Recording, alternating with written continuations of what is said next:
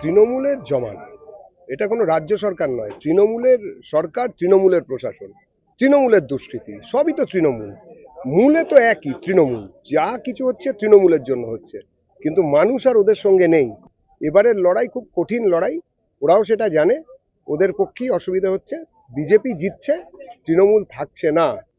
ভারতীয় জনতা পার্টি পশ্চিমবঙ্গ তারা উদ্যোগ নিয়েছে, কিন্তু এই ব্রিগেড হচ্ছে পশ্চিমবঙ্গের মানুষের ব্রিগেড।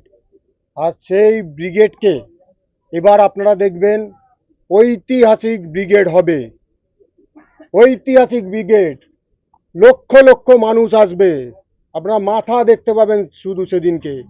বাংলার মানুষ আসবে বিজেপির উদ্যোগ।